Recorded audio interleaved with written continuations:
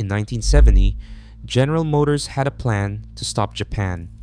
They spent hundreds of millions, built an entirely new factory, and launched the most publicized American car in a decade. It rusted before the first oil change.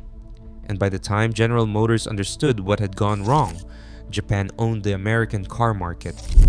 This is the story of the Chevy Vega. In 1970, the stakes for Detroit had never been higher. Japanese imports, once dismissed as a passing trend, now claimed 15% of the American car market.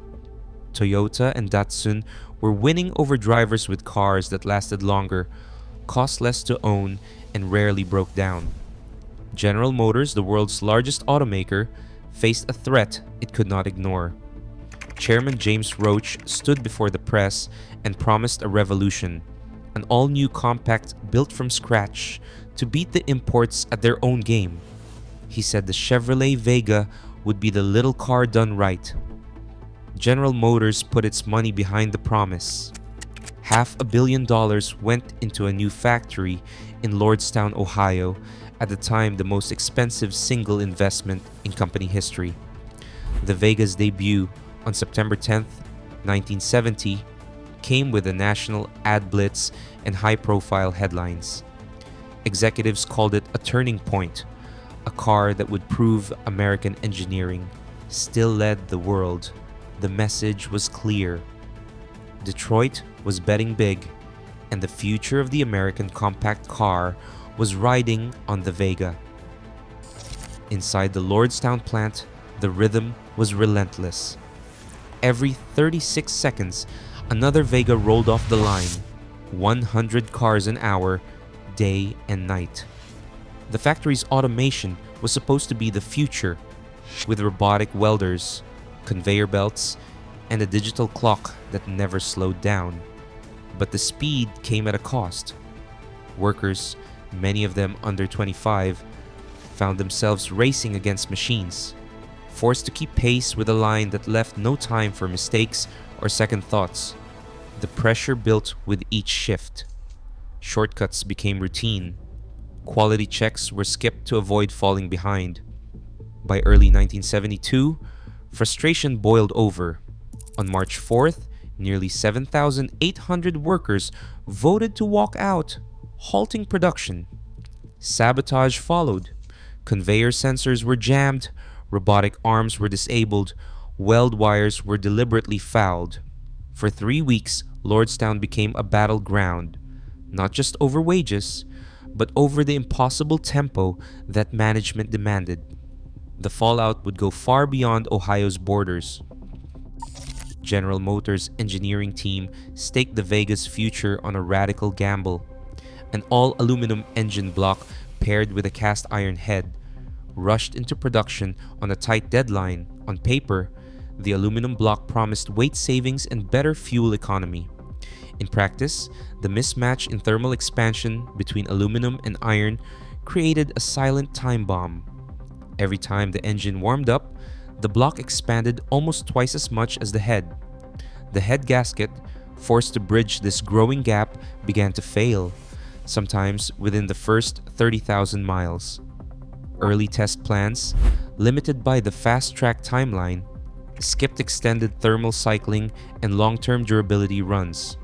The cooling system, built around a compact radiator and a low-flow water pump, struggled to keep temperatures in check. Without a coolant recovery tank or a temperature gauge on early models, drivers had no warning before overheating struck. Warranty records from 1972 and 1973 show a surge of engine seizures and overheating claims far above General Motors' projections. Engineers flagged the risk, but the pressure to meet launch left little room for second thoughts. The Vega's core flaw was now locked in, an invisible weakness that would soon surface in the harshest possible way. Body panels on the Vega measured just 0.55 millimeters thick, nearly a third thinner than the steel used on most American compacts. This decision, driven by the need to cut weight and cost, left the car dangerously exposed to the elements. In Consumer Reports' 1972 corrosion tests, the Vega failed at a rate far above any rival, with testers documenting bubbling paint and flaking metal after only a single winter. Owners across Michigan, Ohio, and Pennsylvania filed more than 300,000 complaints about rust, many within the first year of ownership. The problem ran deeper than surface blemishes. Water pooled in wheel wells and behind trim, eating through fenders and hatch panels from the inside out. General Motors' efforts to fix the issue, rushed undercoating, and patchwork repairs could not keep up with the volume of claims.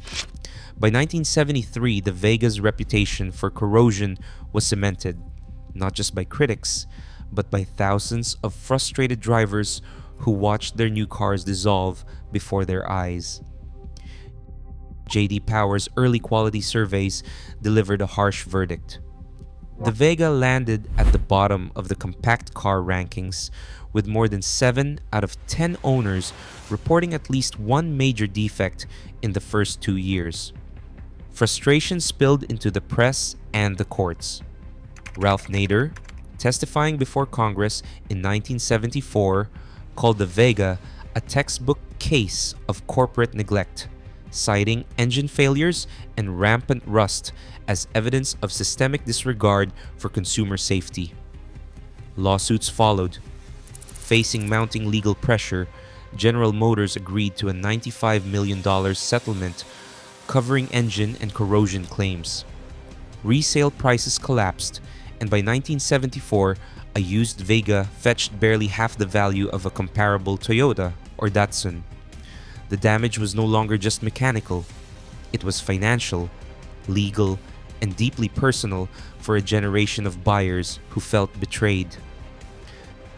Japanese automakers doubled their share of the US market within a decade, as buyers abandoned the Vega for cars that simply lasted longer. By 1976, Toyota and Honda had not only surpassed the Vega in sales, but also set new standards for reliability with models like the Civic.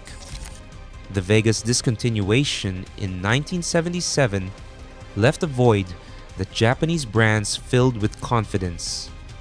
Today, business schools still dissect the Vega as a cautionary tale, a single misstep that helped Japan claim the American compact segment for good. Every recall, every lost buyer traces back to a promise Detroit broke. Japan's lead in quality remains unchallenged.